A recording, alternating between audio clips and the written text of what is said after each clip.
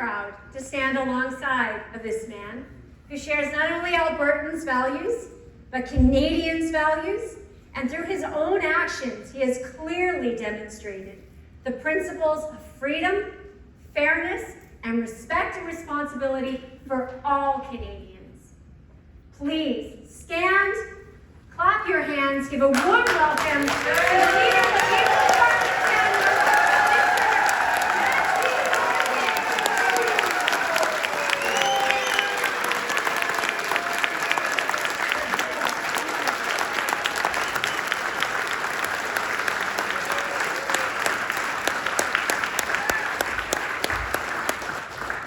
Thank you very much.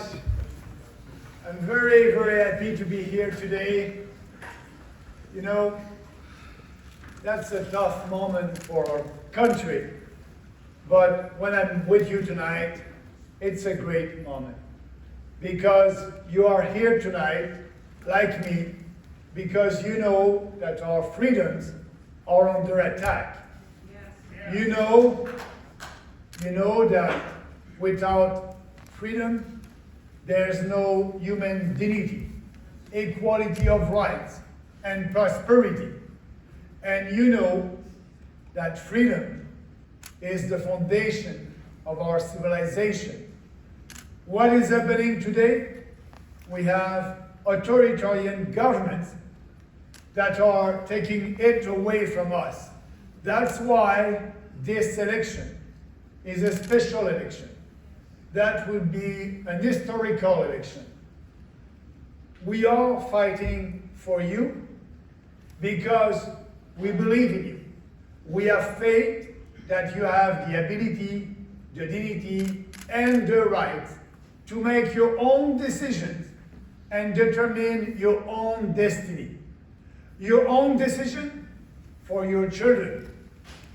You know, we are imposing masks at school. The government just decided that. It must be a decision from the parents. It must be a parental decision. If you want your child to have a mask or not, that's your own decision.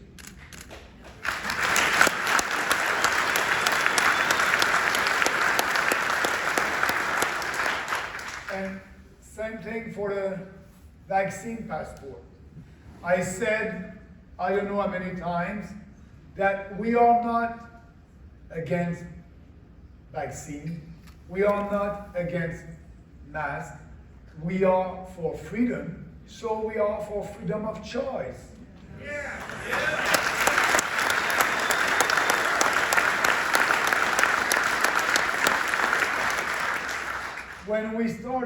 When I'm saying we, politicians under the end the lockdown national caucus, in the beginning of that crisis, a lot of people were not always there, you know. It was a little bit more difficult. But we said at that time, every business is essential. I said that with Randy Hillier, that is a member of the Legislative Assembly in Ontario, with other elected representatives at the municipal level. And we started that End the Lockdown National Caucus. That movement was able to grow and grow. And the last protest that we did was in Montreal. And the media, the mainstream media were there. But I can tell you, speaking in front of 50,000 people about freedom,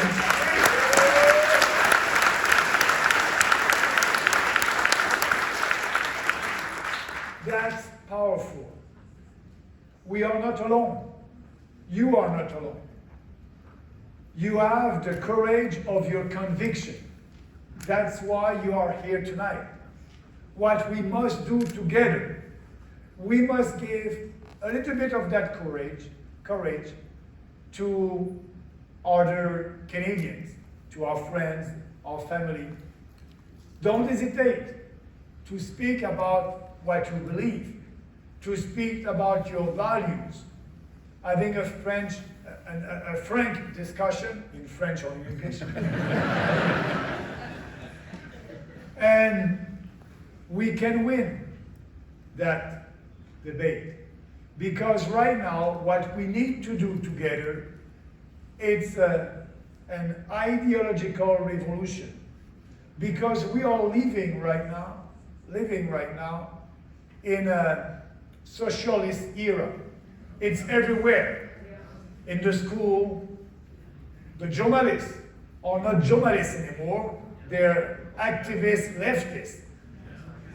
And also journalists, media, and traditional politicians. You know, here in Alberta, you elected conservative member of parliament. And at the last election, I was here with Nadine. Nadine was a candidate also. She's still here with you. And people came to me, and I'm sure to Nadine also. Maxime, I like you. I like your ideas. But you know, I don't want to split the vote, so I will vote for Andrew Scheer. You're nice, but I will vote for Andrew Scheer.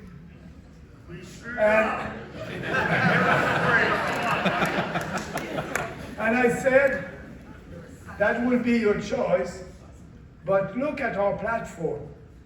I don't want to have your support because you like my hair or you like the way I speak.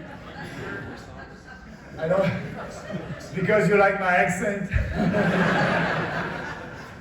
I want to have your support because you've read our platform and you believe in our ideas, in the freedom ideas, in the 4 principles of our party: individual freedom, personal responsibility, fairness, and respect.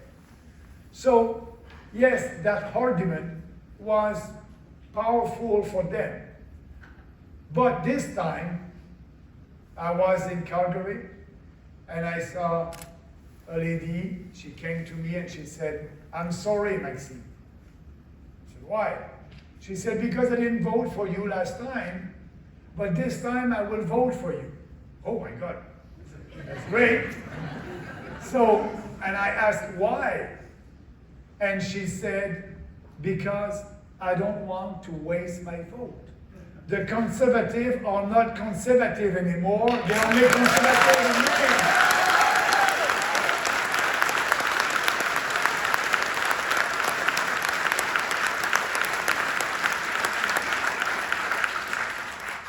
I hope that you will do like that lady. Vote for something. Vote for your values. Yes. Don't vote against something. All these establishment politicians, including O'Toole, they're the same. On fighting for our freedoms, they were not that. They were not there. All your conservative MPs in Ottawa, they were silent. They didn't say anything. And you know why? Because the only goal of the Conservative Party of Canada, and I know, I was one of them, and I quit because I said, this party is morally and intellectually corrupt, and I was right at that time, and I'm the right now.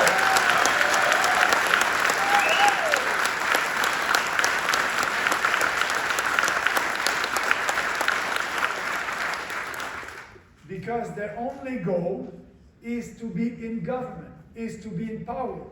So I told you, we are in a socialist era, and maybe 65% of the population are leftists.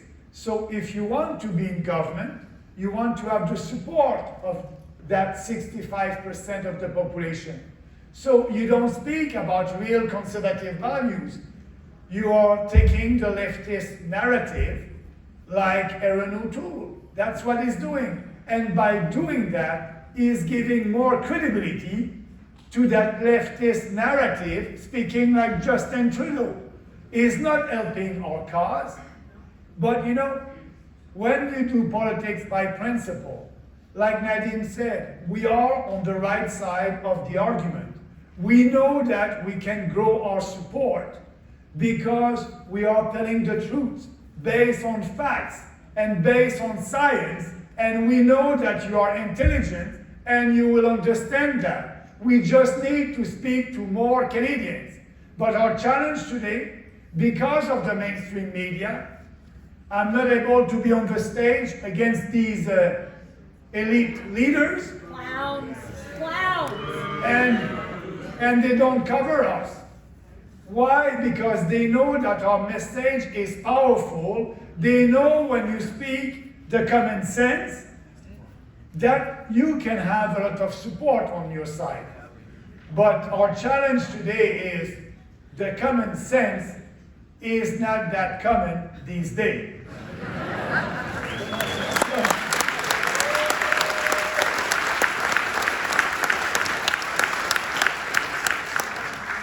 So you can count on me, you can count on Nadine and all our candidates, and actually we will have 331 candidates all across the country on 338 ridings. We are a real national party fighting for you.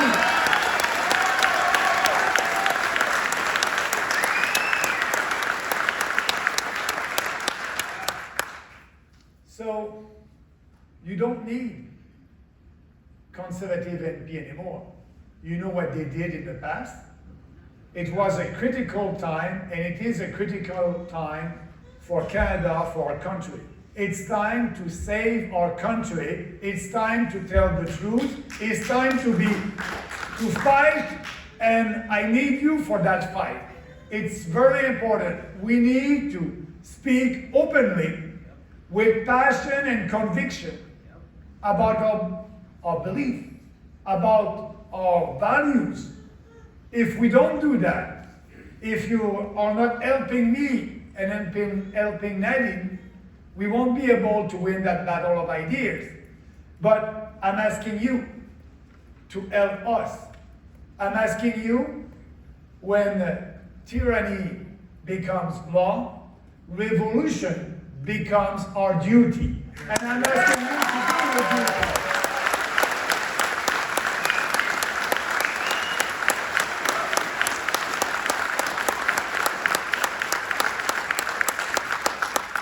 That's our duty. And yes, I was arrested in Manitoba I was arrested, handcuffed, and put in jail for a non-crime after a political gathering in a park. They do that in communist country to their opponents. And in Manitoba, they didn't want me to have my rally. I had a big rally planned in Winnipeg, and they knew, putting me in jail for 10 hours or 12 hours, I don't remember. I was not able to do that rally. But, like I said, when I was arrested, and one of my friends called me and he said, Maxime, I watched the video. That was great what you said. It was a good line. You must have thought about that a long time before. And I said, no. Hey, that was the first time that I was arrested. and I hope the last time, but maybe not the last time, because I'm ready to fight for what we believe.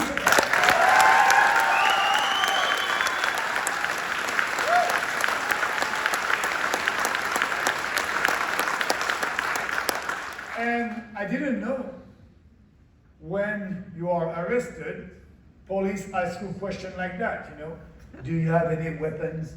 Do you have anything that can hurt me? So I was surprised a little bit. And I said with my accent, weapons? No. And I'm a politician. I'm traveling across the country and I don't have any weapons.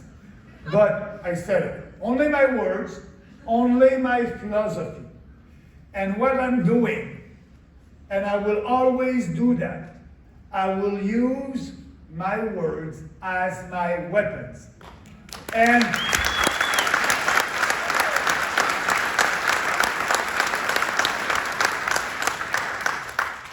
these weapons are very powerful. But if you do the same thing, if you use, like me, your words as your weapons, nobody will be able to stop us. Nobody. And we will start that common sense revolution the 20th of September. People will be surprised, specifically the leftist media. They will be in a position to cover us because we'll have some members, some candidates that will be elected. And I can tell you, we will have that freedom, common sense voice in Ottawa, and we will fight and use all the tools that we will have being in Parliament to ask questions, to use parliamentary commission, to debate. And the truth will be in front of all Canadians, and that revolution will start and start. That's the most important for us. We may have, I don't know, we may have the balance of power, but the most important is to be in Parliament. So don't waste your vote with a party that show you in the past that they're not able to do that. They're opportunists, and they try to do politics like, career politicians, telling you what you want to hear, a lot of promises with money that we don't have. And the last one from Justin Trudeau, $1 billion. He said, I will give $1 billion to provinces to be sure that they will implement a vaccine passport. And what are we going to do? We're going to cut that. They won't be able to do that.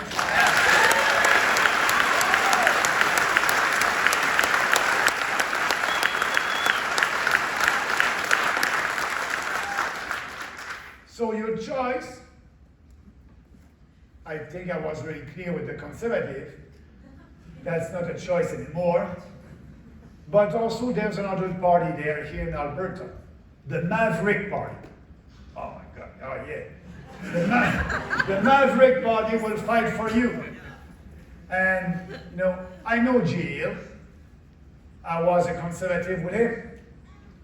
But do you want to vote for a party that has an interim leader that is telling you that he won't run? It's not serious. The leader won't run in this election. And what he's telling you? Oh, you have two-track solution. That's in the program of the Maverick. The first track, we're going to go in Ottawa and fight for a triple E Senate. Do you remember that? The triple E Senate? Equal, elected, and efficient, effective, yeah. So that's supposed to be the miracle for you. It's the miracle, triple E. And he said, if I don't have the triple E, I'll fight for the independence. But I will just tell you, what is that, a triple E Senate? A triple E Senate, that means that every province will have the same number of seats. So, follow me. The 4 Atlantic provinces will have 40% of the seat. You add Quebec and Manitoba, you have 60% of the seat. That will be with have-not provinces, where their only goal is to ask for more subsidies and money from Ottawa. Do you really think that you'll be able to have what you want, cutting the equalization formula? No. You will build a new institution in Ottawa that will be bigger, and who's going to control that? The have-not provinces. And maybe here in Alberta, you may vote for an NDP senator because you had an NDP government. You don't know what can happen. So, what I'm telling you, that Senate will have all the credibility to take more money from Western Canada to give that to Eastern Canada. And by the way, it won't happen because Quebec will vote against that. But the most important, you need to reopen the Constitution. So, it won't happen, and it won't be good for you. What is the other solution? They will fight for the independence like the Bloc Québécois in Quebec. I can speak about the Bloc Québécois. I think I'm credible for that. The Bloc Québécois did nothing to promote the independence in Quebec. It was the PQ at the provincial level. They were the official opposition in 1970, became the government in 1976, did the first referendum in 1982, the second referendum in 1995. The Bloc Québécois did nothing to promote the independence. And if you're a real independentist, you must vote for an independentist party at the provincial level. That will happen there. And at the federal level, vote for a party that will give you what you want, and not speaking only because the Maverick will have only 30 candidates in Western Canada. So what will be the credibility of the Maverick in Eastern Canada? We will have 338 candidates all across the country, and our candidates in Quebec and in Atlantic gonna say the same thing that your candidate here, because they are doing politics based on principle and they like our platform. So I'm the one, and our candidates will speak in Quebec in French and also in Atlantic Canada for pipelines. And actually I did that last weekend. I was there and I said we must have pipeline in this country.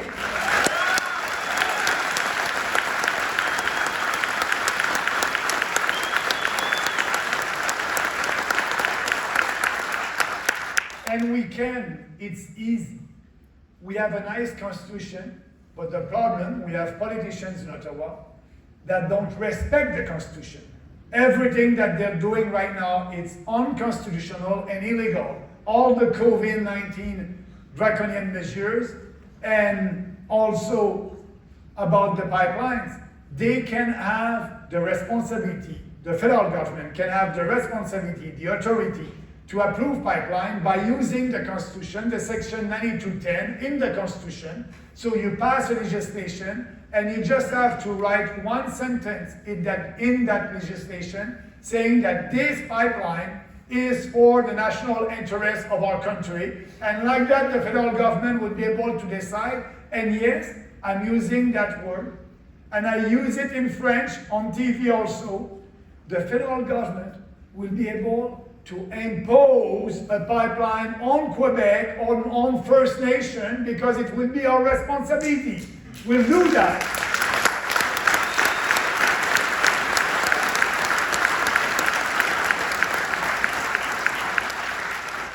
And every member of parliament from the PPC will speak about that. And we will convene and we'll be able to argue with other provinces. And we have the best argument. Because, for example, maybe the Quebec government is against pipelines, but it is because the Quebec government is listening to the radical leftists. But the population in Quebec, they know that it's safer for the environment and safer for the population to transport oil and gas by pipelines than by train or truck. They know that. So when I'm speaking for pipelines in Quebec, I can tell you that I have a lot of support from the population, not from the leftist politician. So we, the People's Party of Canada, will speak about that in Atlantic Canada, in Quebec, and out west. And we have the best platform for you, but for the country. You know, it's not normal that I'm doing an interview in Toronto, a radio station, and they don't know that Western alienation, it's a fact. They don't know that you're mad at Ottawa. They don't know that because the establishment politicians don't speak about that. They don't speak that you're not so happy about the federal government and what they're doing. I'm saying that, and it's a big surprise in Ontario. I said, do you know that there's 30% of the population in Alberta that want to separate?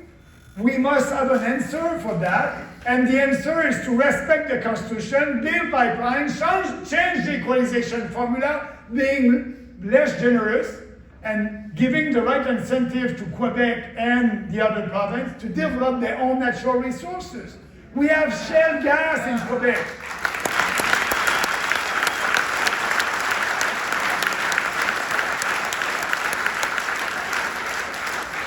We have shale gas in Quebec, but the Quebec government won't give the authority to exploit that to the private sector, because if they do that, they will have less money from the equalization, because Quebec will become a richer province. I said, not yesterday, 12 years ago, in French in Quebec, that I'm not proud to be a Quebecer when we receive equalization money, because Quebec must be a rich province and we must not receive equalization money. We are not a poor province. Do you know why Quebec is a poor province? Because the equalization formula is wrong and bad. And only 3 economists in the country know the formula. So the formula, all the energy, all the money that is going to the federal government under the energy, the natural resources, it is part of the formula. So if you have a lot of natural resources, oil and gas, you're rich, it is part of the formula. But you know what? The energy coming from hydroelectricity, like in Quebec, it is not part of the formula. So Quebec is a poor province. We need to change that formula. And it's easy to do it. You just need to have one meeting, a cabinet meeting, because in the Constitution, we must have that equalization. You know, it's a principle. Rich provinces must give money to poor provinces. But the principle is in the Constitution, but not the amount of money.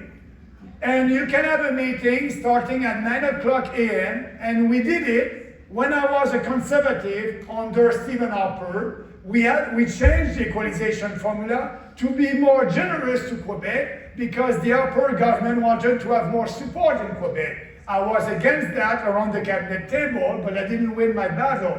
But we changed that formula. We had the meeting, the cabinet meeting at 9:00 in the morning, and at 12 the meeting was ending, and we had a new formula. You don't need to pass a legislation or a regulation. A cabinet meeting can do that. So yes, we will have a cabinet meeting, we'll change the formula, and we'll be less generous. Instead of giving $51 billion, it will be maybe 2 million, 3 million, 4.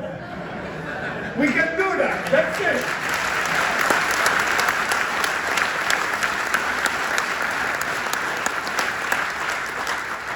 Our candidates will fight for you. And it's so important because, yes, like I said on the radio station, for the unity of this country.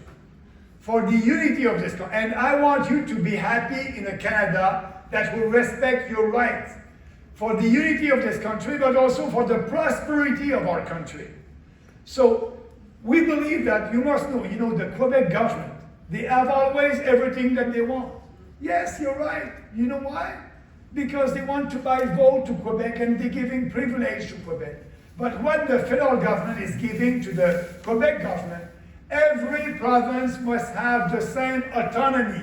If you want to have your own police force, you must be able to do that. If you want to have your own pension plan, you must be able to do that. It's in the Constitution. What is happening right now? The federal government does not respect our Constitution, and we have a government that can interfere in provincial jurisdiction. Healthcare, it's a provincial jurisdiction. If you want to have more private delivery in healthcare, you can have it. So what we're going to do, we will respect the Constitution, and Alberta will have more autonomy, like Quebec, and all the other provinces. So that's why our platform is good for the unity and prosperity of this country. We believe that the best government is the government that is near the people. So we don't want a big fat government in Ottawa that will tell you what to do. We want a smaller, very small government in Ottawa that won't interfere, and you'll be able to do what you want to do in your own province. And yes, every province will have their way to deal with the challenges that they have. So we have a vision for this country based on our Constitution, based on our principles, and that's why I want you to support our candidates here to start that revolution. We can start that revolution together. That will be a big task, but we will be able to have a country that we had before maybe in the 60s when we had a government in Ottawa that was not so big. And so we'll be able also to be sure to balance the budget. And I will just finish on that because I want you to be able to ask questions. Balancing the budget, like Nadine said, it's very easy. It's easy. Now, Erin O'Toole thinks that it's very difficult, and he said, I cannot balance the budget, I will balance the budget in 10 years. O'Toole is asking for a 4 years mandate, and he will balance the budget in 10 years. So we will do it. It's easy. We will cut all the COVID-19 subsidies to individuals.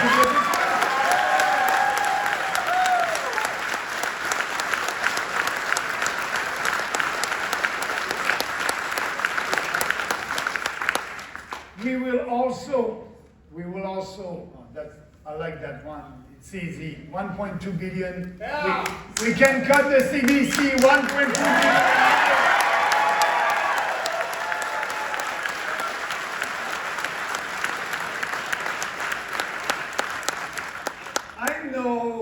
They won't like it, but I will tell them, now you need to have your money from your viewers. And the beauty of a capitalist system, they're gonna do survey and polling to know what you want to hear and what kind of news you want. And if they want to survive, they will change and try to please you. But if it's too difficult because they're so leftist and socialist, they won't change and they will go bankrupt.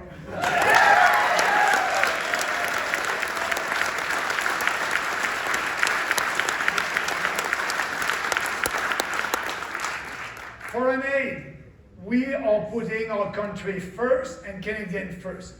We're not in the business to give money to African dictature to fight climate change. Do you really believe that dictators in Africa will use that money to fight climate change? I'm not sure. So, 5 billion there. Corporate welfare. Is it fair to tax a small business here and to force that business person, that entrepreneur, to pay taxes, and we are giving that to Bombardier and GM? No. We'll cut that, and we can save $5 to $10 billion.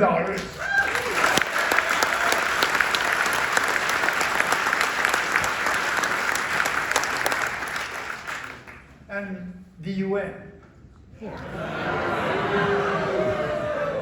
That would be easy there also. The UN will be able to cut a part of the budget that we're giving them, and the only condition, if they want your money and our money, they will have to be in line with our values. And if they're not in line with our values, they won't have any money. And you know what?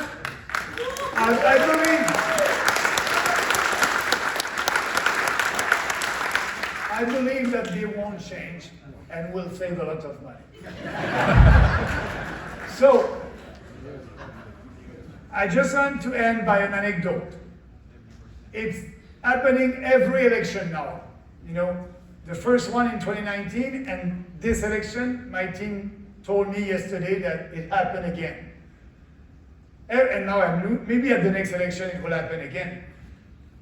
A journalist from CBC, in the election of 2019, called and asked a lot of questions to my people. How many black candidates do you have? How many gay candidates do you have? How many Jewish candidates do you have? How many Muslim candidates do you have? How many LGBT something? So we said we don't know.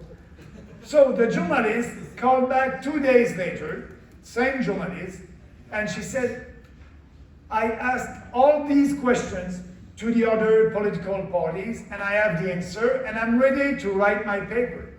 So I'll give you another chance. It will be published tomorrow. Do you know? Do you have the answer? And we said, we don't know. And she was a little bit aggressive. And she said, why? We said, because we don't care. We don't want to know.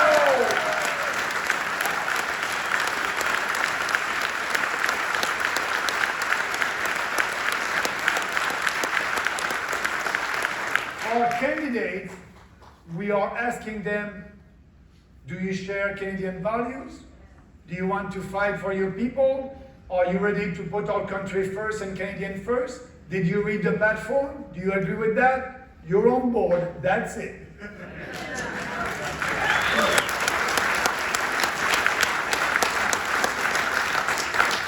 So what I want you to know before I finish, what I just said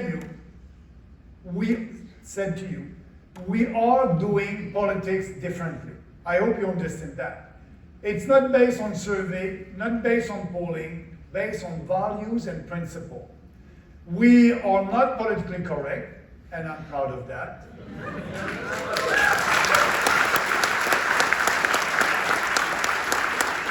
We don't do any racial politics or identity politics. Actually, it's a new word for me, racial politics. 5 years ago, what's that racial politics? Now I know a little bit more. Racial politics, it's what Justin Trudeau and Erin O'Toole are doing. The best example, Trudeau just elaborate a new program 5 months ago for black entrepreneurs. So, black entrepreneurs only. What are we going to do? Why is he doing that? Because he wants the support of the black entrepreneurs. We won't play that game. We will abolish all these programs, and if we want a program for entrepreneurs, it will be for all entrepreneurs.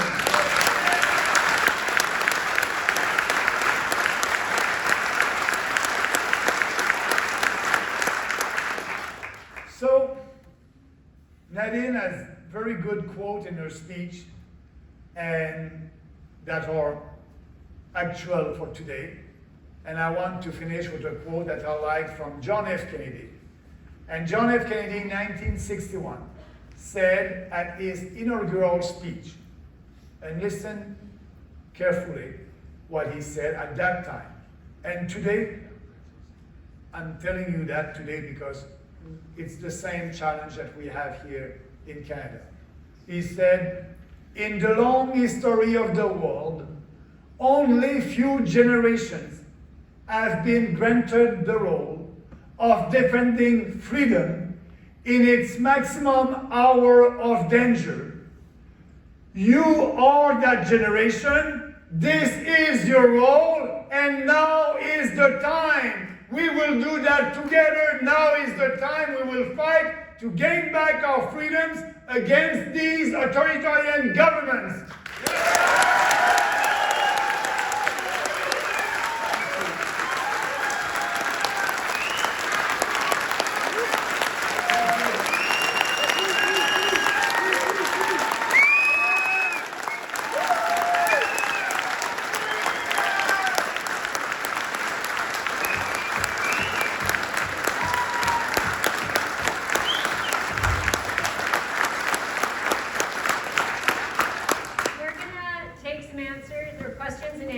So if you have some questions, we just ask that you line up down here.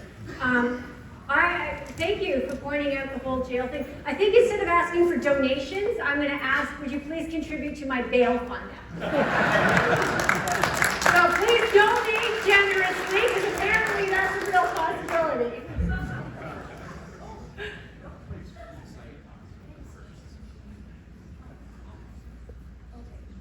I'll do this. Thank you for being here. I was born and raised in Alberta, so of course I've grown up voting Conservative. That's what you do. And my degree is in social work. So I have had many ideas in my head over the last while. of varying over the spectrum. And the number one idea that's in my head right now over the last couple of years is just the idea of democracy. And I just want to say, I don't think the opposite of discrimination isn't anti-discrimination, it's democracy.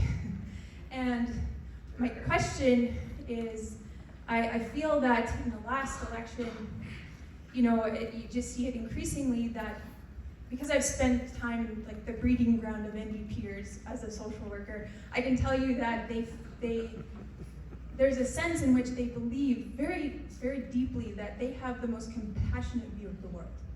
And I just want to know, how are you going to convince Canada that the most compassionate thing is to be the most democratic and to welcome as many voices as possible rather than to actually silence, which is what the leftists are doing.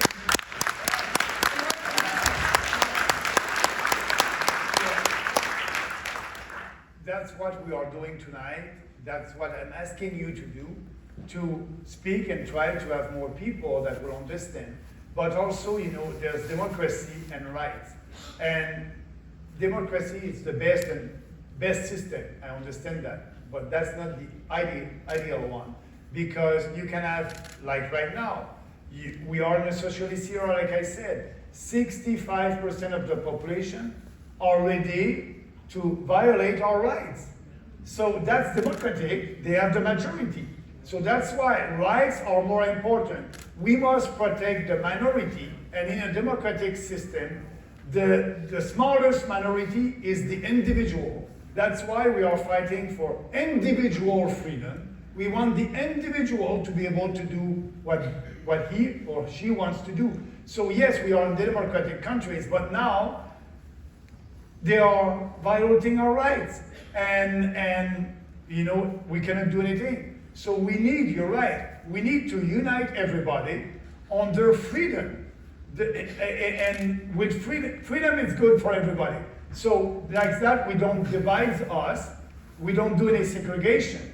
So we must be united, and that's our job as politicians. And you must help us to, you know, they must respect me. If I don't want to have the vaccine, that's my own right. I don't want anybody to impose that on me. And now they're doing that because I will have fewer rights if I don't do that. So all the battle of ideas, it's against socialism and for individual freedom.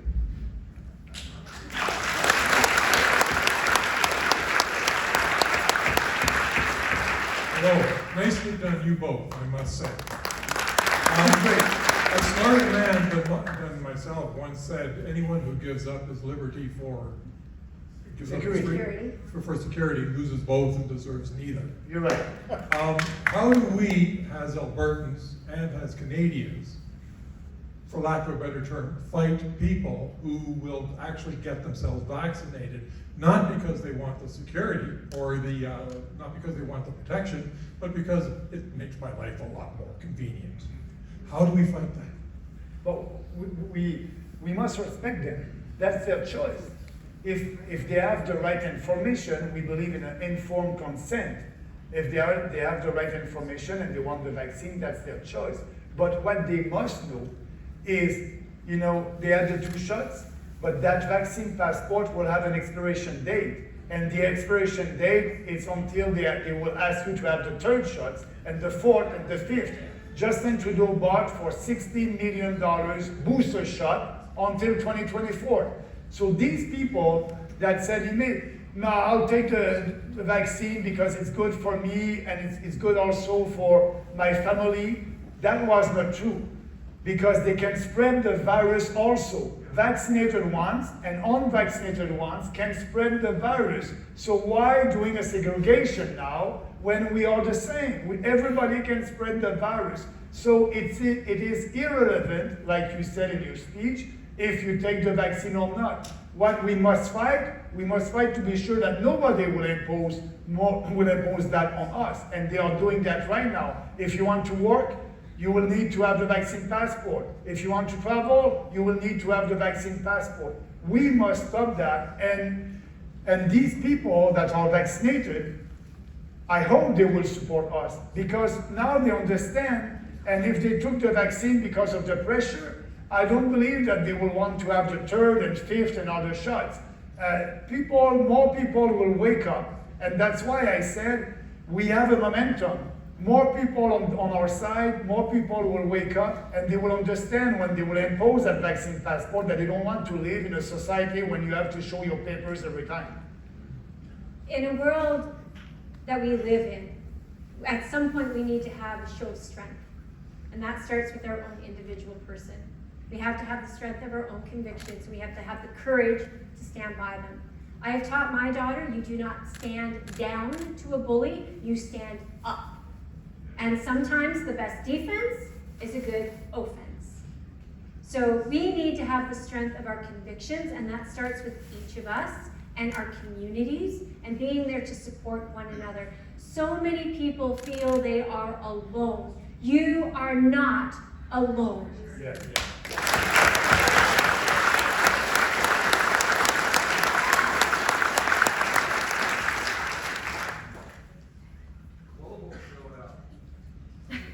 They were in Cochrane. They gave great press an opportunity to speak, so thank you. So thank you very much. First, I'd just like to say thank you again for serving our nation, to the other veterans that are in the House tonight, and for serving our privilege. I'm the service officer for Army, Navy, and Air Force veterans across this country from coast to coast. I can tell you personally, we've lost some this year to suicide, we've lost some to fear. I can tell you that there's an anger across this country that the most divisive, racist, unethical man-child in Ottawa that keeps promising liberty and freedom is himself a slave to the chains of corruption across this nation. If you 2 days ago, tankers came into the East Coast with Saudi oil with no carbon tax. Some veterans went out to Sparwood. We watched some trains heading to the coast, sending coal to China with no carbon tax. But we're bound and determined to close in Alberta oil and Alberta wealth.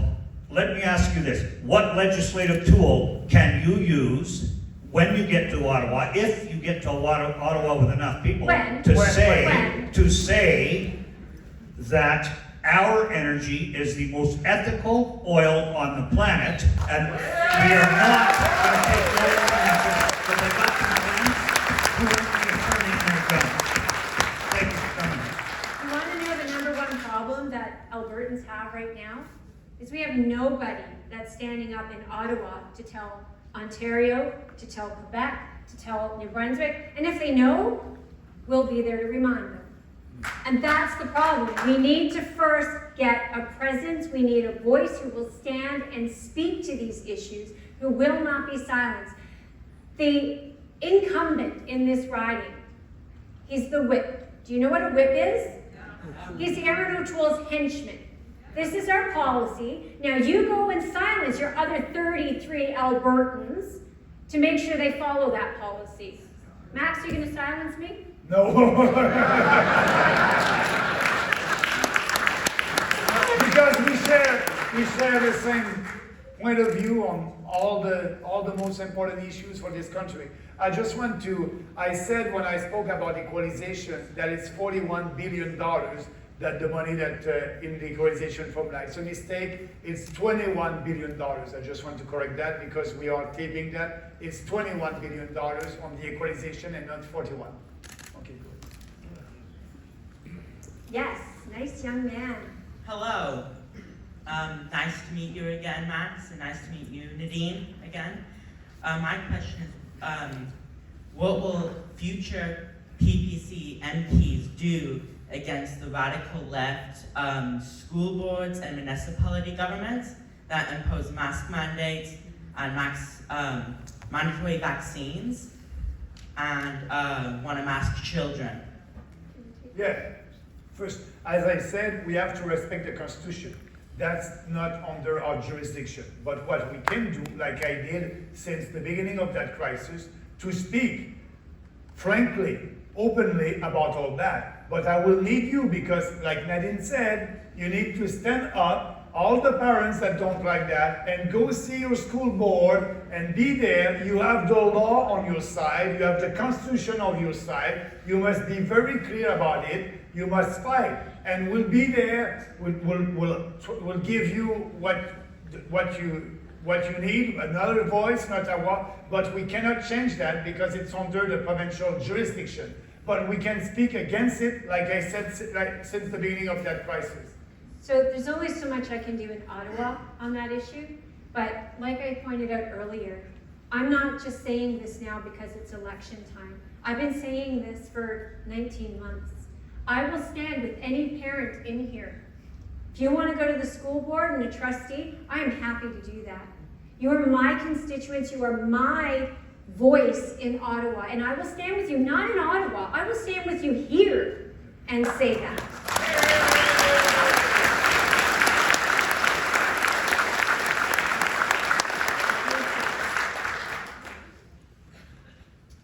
So a couple days ago, the CBC, of course, they released their polls pretty much every day, and I'm sure begrudgingly, they have finally realized that the PPC is polling higher than the Green Party. So, even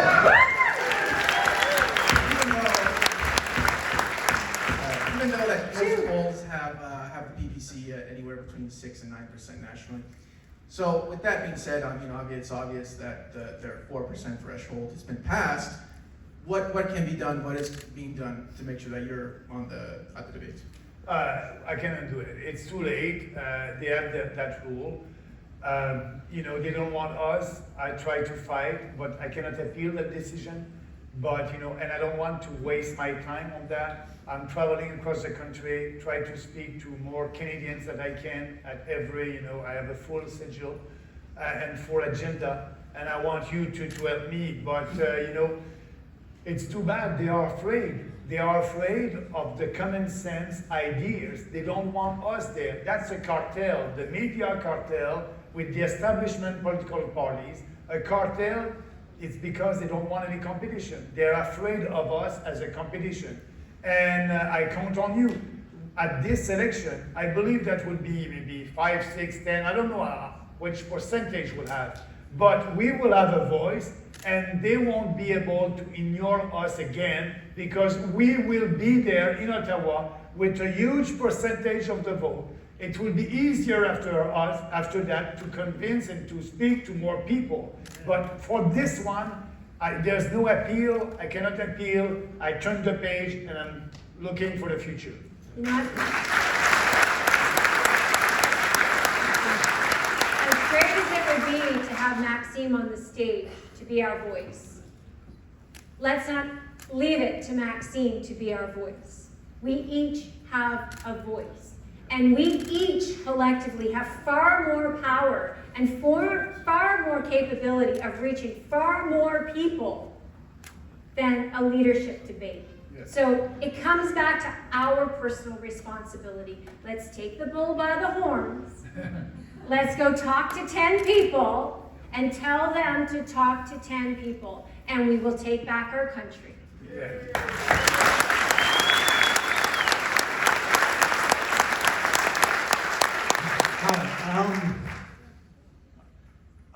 I was born in Alberta, on farmland in oil patch country, where everybody seemed to love each other, and there's just none of that anymore. Yes, there is. We're right on the abyss right now when you look at the world, because the media doesn't cover the millions that are protesting in France over the same thing. We're trying to get rid of. My question to you is, how do you, when a system is so broken and corrupt as ours is, how do you break that and get to the people? Like, I mean, they control the media. They control everything. Obviously, there's nobody hardly covering this. They don't want, the left wing doesn't want this covered. They don't want to put ideas in people's heads that they could actually be free in their own country. there's no freedom here anymore. None. Zero. Like, I mean, it's like, it's like hockey. I've done hockey my whole life. I was a referee. They always say, you got to bring in more rules. You don't need more rules. You just have to call the rules we have. We've all got the same rights. You just got to give everybody the I will rights. answer by one sentence. You can stop an army of men, but you cannot stop an idea that is just and right, and the freedom ideas are powerful, and they won't be able to stop us.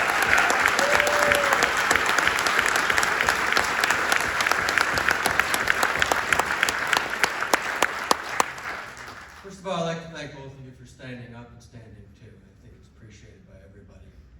You guys are doing a great job. When we look at the federal government, three of the primary responsibilities of the federal government are border security, economic security, and cultural security. Just a brief comment on where do you think we are with respect to those things now, and what's the PPC's position on where those things should be for the future? Okay, you said border security, what? Economic security and cultural security. It's all going down the drain. Border security, we have people that are crossing our border in my province in Quebec illegally, and a lot of refugees, they're saying that they're refugees. I don't believe when you're coming from the state of New York that your life is in danger there. So I don't know, it's Democrat.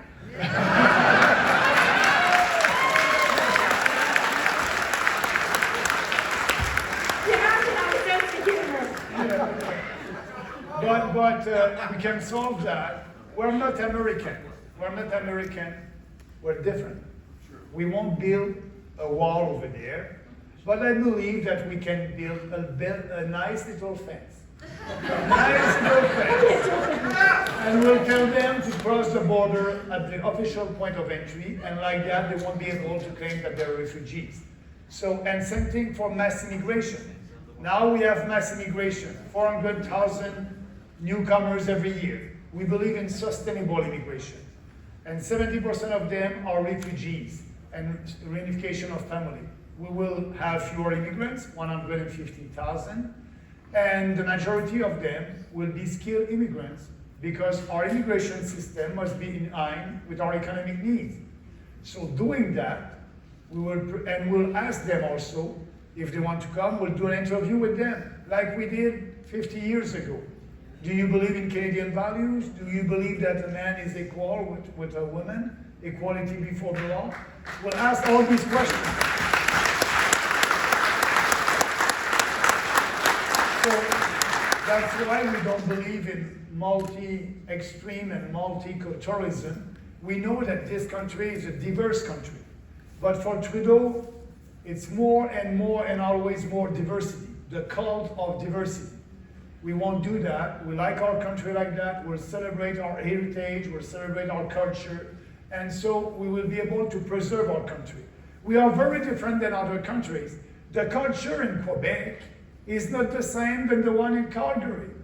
The culture in Cape Breton is not the one than the one downtown Toronto. That's our country. We are like that. Yes, we have different culture, but we share the same values. So we want to preserve that country. So I think it's important, it's part of our platform. And the economic security, with the huge deficit and the new Trudeau's inflation tax that we are paying right now, 4, 5, 6% inflation if you do your grocery, that's a hidden tax. You are losing your purchasing power, you are losing your standard of living, and we must change that. And we will, because now the Bank of Canada is creating money out of thin air, $400 billion. When you create money like that, you create inflation. And so we need to stop that. 20% inflation is not good, 2% inflation is not good. We will have an agreement with the Bank of Canada for a 0% inflation target. Like that, everybody will keep their purchasing power.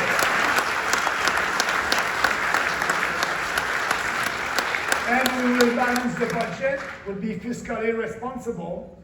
So we won't lower your taxes in the first mandate with borrowed money.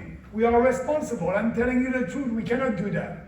But we won't raise taxes to balance the budget. We will cut the government and we'll be able to balance the budget. And the next mandate, we will lower taxes. So, and that's why our platform is a nice answer to the economic insecurity that we have right now. And the third one was? Cultural security. But I just speak about that, cultural, economic, And border. You covered border, it. yeah, okay.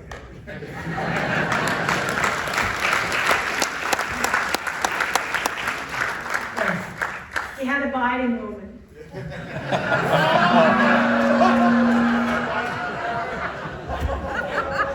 Okay. She's great. Hi guys, thank you both for being here. I think I speak on behalf of the majority of the people in here. You pretty much hit the nail on the head for what Albertans are looking for.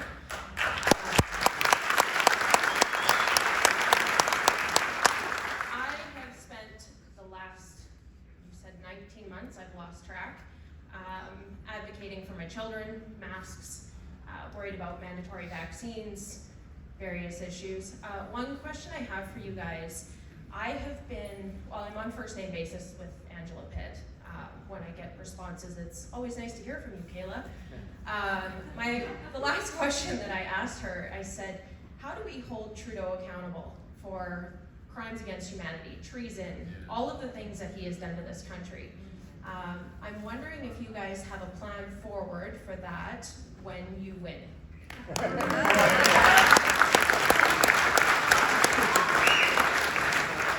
I think what he must do, like Justin Trudeau said to every civil servant that is working for the federal government, if you don't take the 2 shots, if you don't have your vaccine passport, there will be consequences. So what he was saying to them, I will punish you if you don't take the vaccine passport. It's only a dictator who can speak like that, not a prime minister. But what we're going to do all together, we will punish him the 20th of September. We will send a strong signal and we'll punish him because we don't want a country like that. So I'm doing politics and our goal is to change the public opinion and to be sure that Trudeau won't be able to do that again. We may have the balance of power, I don't know. And the RCMP and the police are there to do their job, and we won't interfere in their job. If something happens, they will do an investigation and we'll see. So my first goal is to be sure that our candidates will be elected, to have that voice in Ottawa. That I can promise you that I will do that, and we'll see what the RCMP will do on all the other scandal that Trudeau had.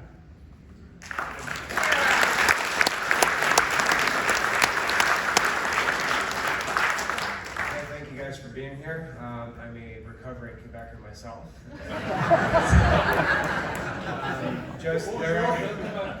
There are a lot more Quebecers that agree with you guys than you think. Yeah, The propaganda he's right. that they are fed every single day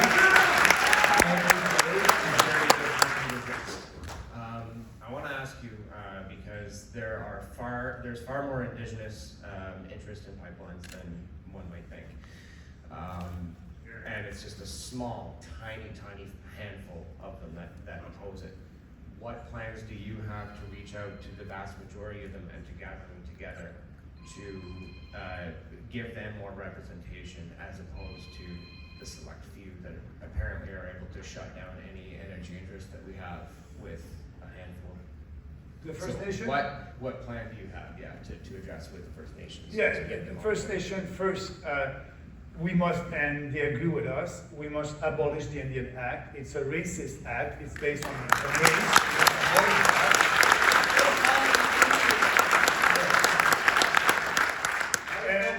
And I will say to you, stay tuned, because I will be back in Alberta, actually in Edmonton, and I will do a press conference, and I hope that the mainstream media will be there, with 4 of our candidates that are Métis and First Nation.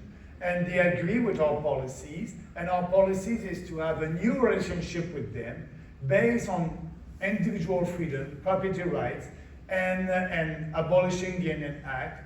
I will give you more detail at that press conference.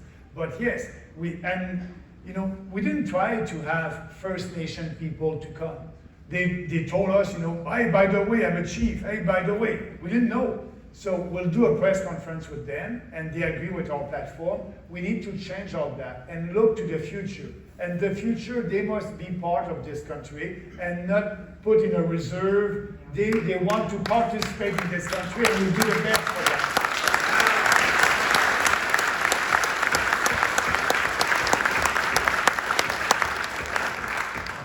Hey Max, I just want to make the same comment that I made earlier because it's very important. First of all, I'm a geophysicist. I've been practicing for over 50 years. And it's the oil industry professionals in Alberta that have made the oil sands and all of Alberta not only the most environmentally responsible oil production in the world. We've set the gold standard, and other countries try to emulate us. So that's the first thing. The second thing,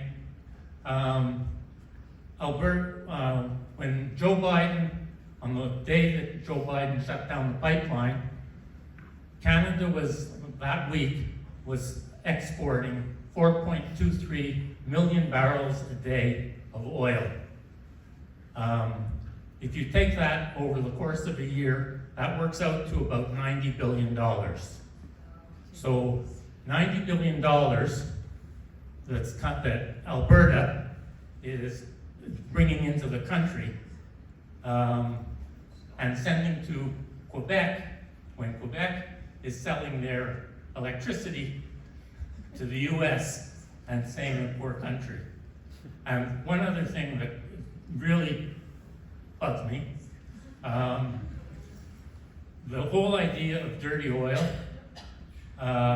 came about with a Pembina Institute op-ed in 2008 by Stephen Guilbeault, who's Trudeau's Minister of Censorship, and Marlo Reynolds, who Trudeau, after he lost the election, was made Chief of Staff to the Environment and Climate Change Minister. You ever see Monty Python's Ministry of Funny Walks?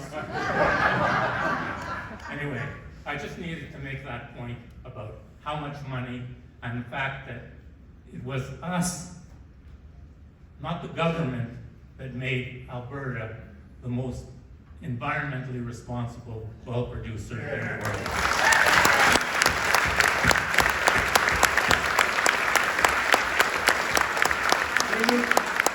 We will take the last three questions.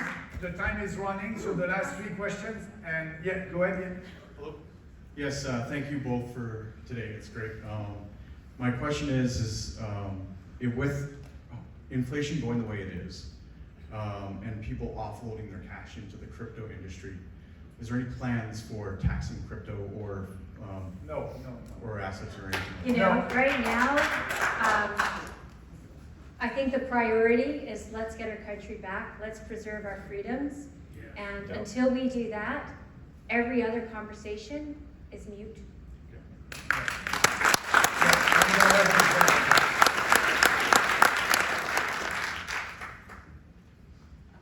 Hi, thanks for coming today as well. I didn't get that much noise either, but we made it. So my question here is, over 13,455 Canadians have suffered adverse reactions from the vaccine. 3,522 were serious. And how do you plan on addressing this issue? And will you be following up with long-term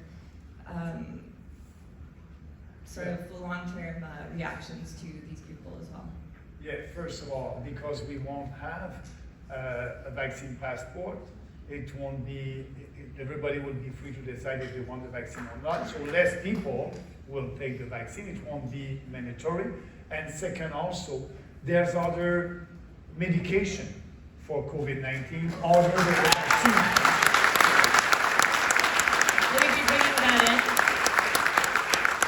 Will you be bringing those medications in?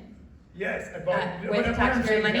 Pharmaceutical and also natural medication for COVID-19 that other countries are using. So yes, it will be available and we'll do more research. The federal government will finance research to be sure that we have other things than the vaccine to fight COVID-19.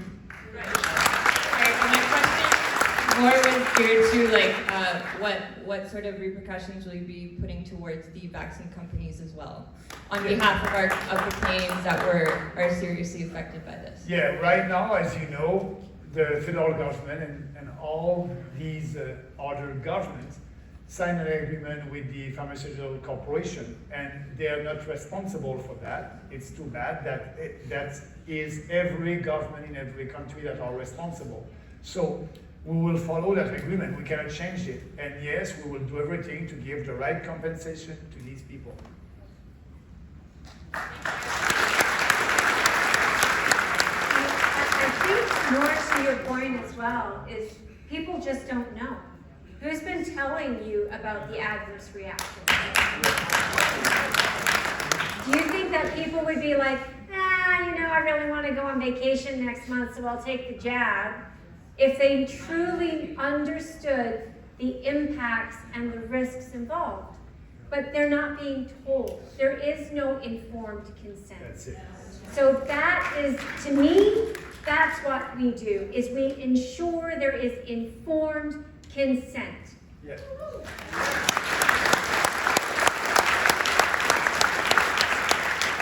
First of all, I just have to say, I'm feeling like a groupie. This is my fourth event where I've gone to watch. It's the hair. So the first time I went and listened to Maxime speak was in about October 2019, early, right before the election. You were in Calgary at the Metropolitan Center. I didn't know who to vote for. I didn't know what the PPC was. I thought it sounded too much like the CCP. But I went and listened, and I was shocked because I didn't RSVP, but they let me in anyway. And there were tables at the back of the room, and they had tablecloths. There's people wearing shirts that said, "No more UN." I can look around the room and see, I think all of us have been raised through our educational process to believe that the UN was something good. I think of UNICEF. I think of the kids right now being inundated against their will. I'm a mom. I work in an elementary school. I had no idea how we got into our schools, but it did. And now look at the scandals. UNDRIP, all UN-based. I think you probably have the biggest, bravest, whatever, to go and fight against having Canada removed from the UN. How many other politicians have we ever heard of that are doing that? And you look at the scandals that are going on. We're in this situation right now because of the UN, are we not? The UN, the World Health Organization, and all these organizations. Like I said, the majority of the countries in the UN are communist countries or under dictatorship. We, Western civilization countries, we don't have the majority. So they are imposing, when I'm saying imposing, there are big suggestions to other countries to take their policies like the migration compact. For them, migration must be normal. Everybody must be able to live in every country, and if I want to be an American, I'm going to stay, and that's okay. No. It's a privilege to be Canadians, and we want to keep that. But yes, the UN, with their socialist policies, they try to impose their agenda on us. We are a sovereign country. We'll do what we want to do, and we're going to say no to the UN.